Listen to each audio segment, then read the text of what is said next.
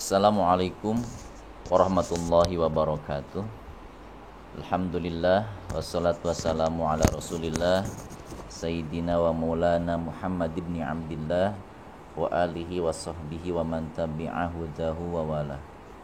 Rabbi shrah li sadri wa yassir li amri wa hlul 'uqdatam min lisani yafqahu qawli. Seluruh siswa SMK Al-Fatma yang berbahagia, yang saya hormati juga seluruh dewan guru yang ikut menyimak kegiatan kerohanian pada pagi hari ini. Alhamdulillah kita diberi kesehatan oleh Allah Subhanahu wa taala dapat menjalankan aktivitas kita pada pagi hari ini, dapat memulai rutinitas kita kembali dalam keadaan sehat walafiat. Pada kegiatan kerohanian kali ini kita akan membahas salah satu hadis yang diriwayatkan oleh Imam Bukhari dan Muslim terkait hak sesama muslim. Rasulullah sallallahu alaihi wasallam bersabda, "Haqqul muslimi 'alal muslim khamsun. Raddus salam wa iyadatul marid wattiba'ul janaiz wa ijabatud da'wah wa tashmitul 'atis." Hak seorang muslim atas muslim yang lainnya ada 5. Yang pertama adalah menjawab salam. Yang kedua adalah menjenguk orang yang sakit. Yang ketiga adalah mengiringkan jenazah atau mengantarkan jenazah. Yang keempat, memenuhi undangan. Yang kelima, mendoakan orang bersin. Nabi menyebutkan 5 dari beberapa hak sesama muslim.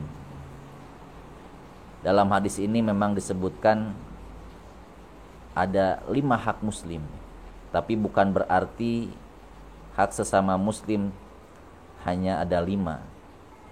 Terdapat hal-hal lain selain dari 5 ini, karena tidak mungkin kita bahas pada kesempatan ini secara keseluruhan. Kita bahas 5 ini saja dulu. Yang pertama, Nabi bersabda, Raddus salam. Hak seorang muslim kepada muslim yang lainnya adalah menjawab salam. Bahkan hukum menjawab salam ini adalah wajib. Wajib. Apabila yang diucapkan salamnya itu hanya 1 orang, maka hukumnya wajib ain bagi dia menjawab salam tersebut. Apabila yang diucapkan salamnya lebih dari 1 orang, maka wajib kifayah untuk menjawab salam tersebut salah satu dari mereka. Kemudian terkait kewajiban menjawab salam ini, dalam Al-Quran disebutkan, idza huyyitum bitahiyyatin fahayyu bi ahsana minha aw rudduha. Apabila kalian diucapkan salam, maka jawablah salam tersebut setidaknya dengan jawaban yang setimpal, dan lebih baik menjawab dengan jawaban yang lebih sempurna. Contoh, ada seseorang mengucapkan assalamualaikum kepada kita, maka jawaban kita setidaknya minimalnya adalah waalaikumsalam. Apabila ada orang mengucapkan assalamualaikum warahmatullahi wabarakatuh, maka jawaban minim, jawaban terpendek adalah waalaikumsalam warahmatullahi wabarakatuh. Tidak cukup hanya menjawab waalaikumsalam, karena tidak setimpal dengan salamnya itu. Walaupun menjawab salam hukumnya wajib dan mengucapkan salam hukumnya adalah sunnah, Tapi dalam hal ini lebih besar pahala orang yang mengucapkan salam terlebih dahulu. Karena selain dia mengucapkan salam, mendoakan orang lain, dia menyebabkan orang lain juga menjawab salam. Kemudian yang kedua adalah iyadatul marid, yaitu menjenguk orang sakit.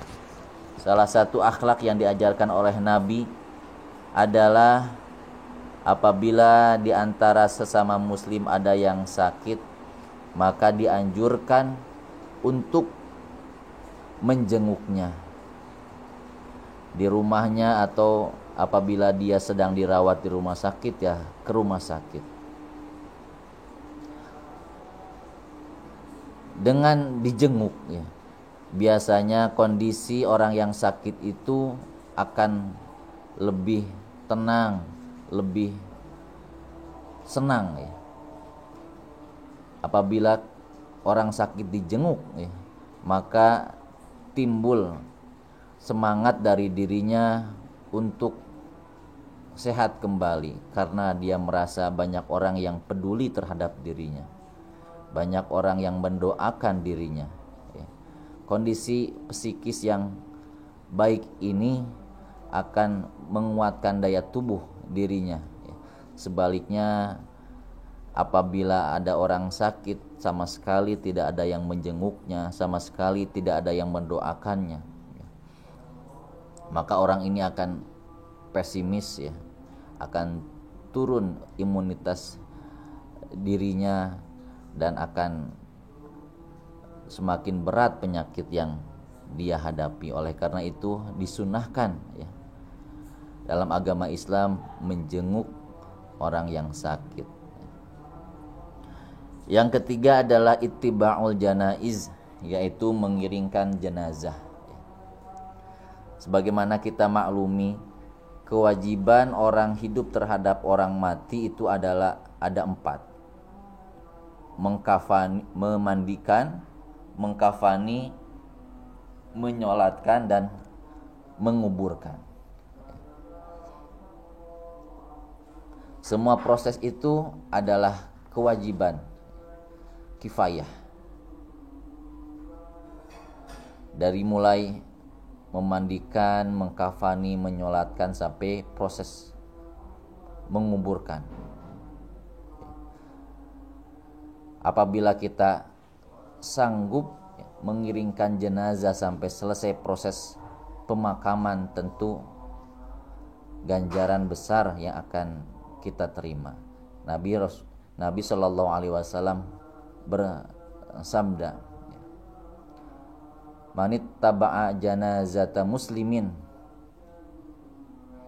ila ayyusalla falahu qiratun, pamanit taba'a janazatahu ila ayyukbaro falahu qiratoni, au kama qala. Barang siapa mengikuti proses pemulasaraan jenazah sampai menyolatkan, maka dia mendapatkan pahala 1 qirat.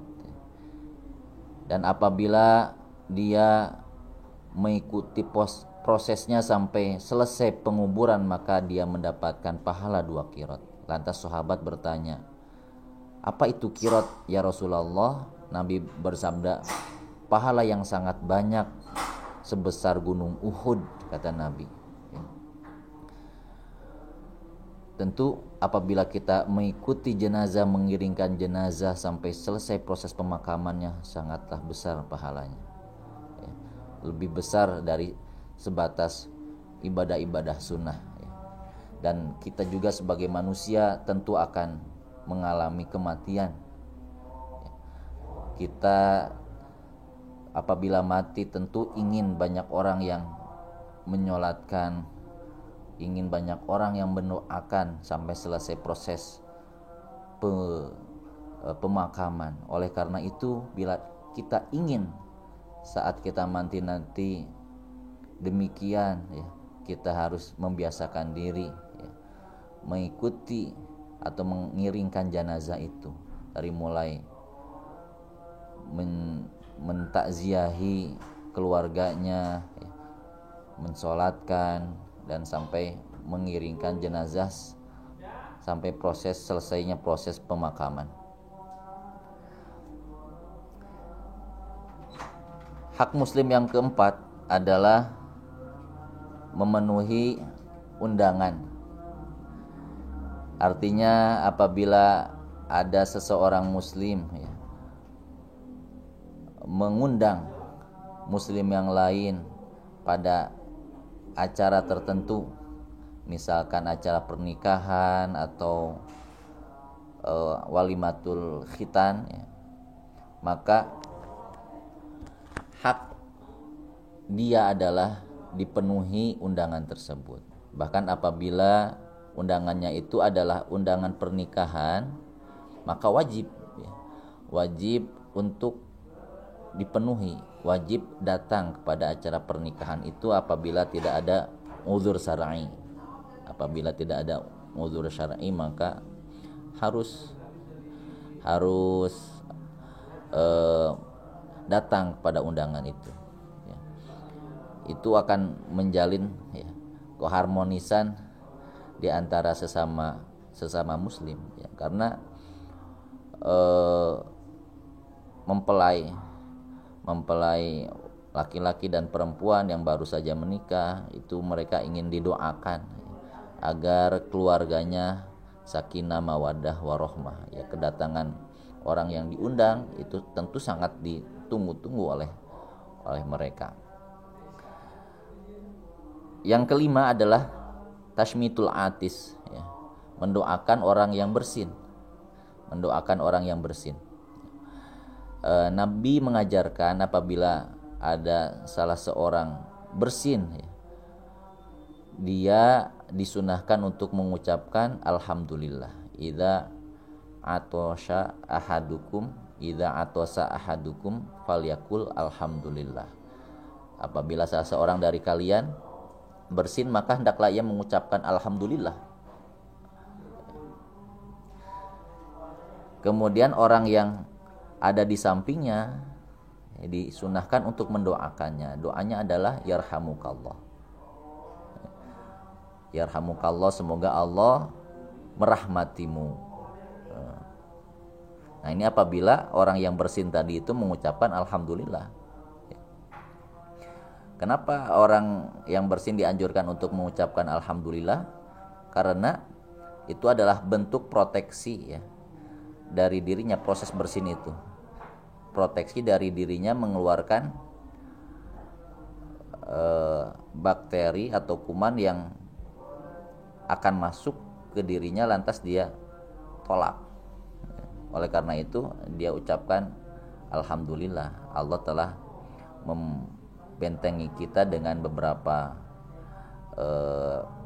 protek, ya, yang terdapat dalam sistem badan kita ini, sehingga badan kita menolak adanya benda lain yang berpotensi membuat kita sakit.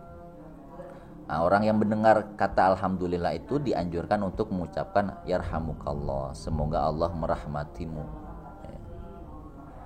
semoga engkau diberi kesehatan.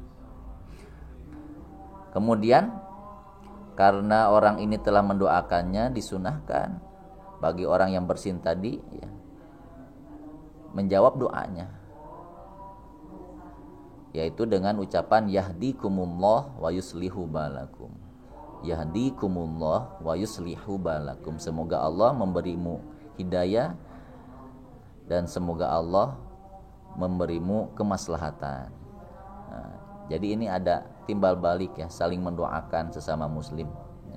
Ini adalah akhlak yang diajarkan oleh baginda Nabi Sallallahu Alaihi Wasallam agar timbul keharmonisan sesama muslim. Mari kita bangun, ya, persaudaraan di antara kita dengan mengikuti pesan-pesan Nabi ini di antaranya. Semoga dengan mengikuti pesan Nabi, kita melakukan apa yang disunahkan oleh Nabi, kita tergolong dalam umatnya yang selamat, ya. kita dapat memupuk keharmonisan persatuan di antara sesama muslim, sehingga umat muslim ini menjadi umat yang bersatu, umat yang kuat, tidak dapat dikalahkan. Itu kiranya yang dapat saya sampaikan pada pagi hari ini. Semoga bermanfaat. Mohon maaf atas segala kekurangan, kealpaan. Kesalahan adalah murni dari diri saya pribadi. Kebenaran hanya milik Allah Subhanahu wa taala. Mari kita akhiri kegiatan kerohanian ini dengan membaca doa. A'udzubillahi minasyaitonirrajim. Bismillahirrahmanirrahim. Alhamdulillah wassalatu wassalamu ala Rasulillah. Allahumma ighfir lana dzunubana wa li walidina wa li masyayikhina wa li ikhwanina wa li aqribaina wa jami'al muslimina wal muslimat wal mu'minina wal mu'minat. Allahumma ighfir lana dzunubana wa kaffir 'anna sayyi'atina wa tawaffana ma'al abrar. Allahumma inna nas'aluka ilman nafi'an wa rizqan wasi'an wa shifaan min kulli da'in wa saqamin bi rahmatika ya arhamar rahimin. Allahumma anfa'na bima 'allamtana wa 'allimna ma yanfa'una wa zidna ilman nafi'a. Rabbana atina fid dunya hasanah wa fil akhirati hasanah wa qina adzabannar. Subhana rabbika rabbil izzati amma yasifun wa salamun alal mursalin walhamdulillahi rabbil alamin. Terima kasih akhirul kalam. Assalamualaikum warahmatullahi wabarakatuh.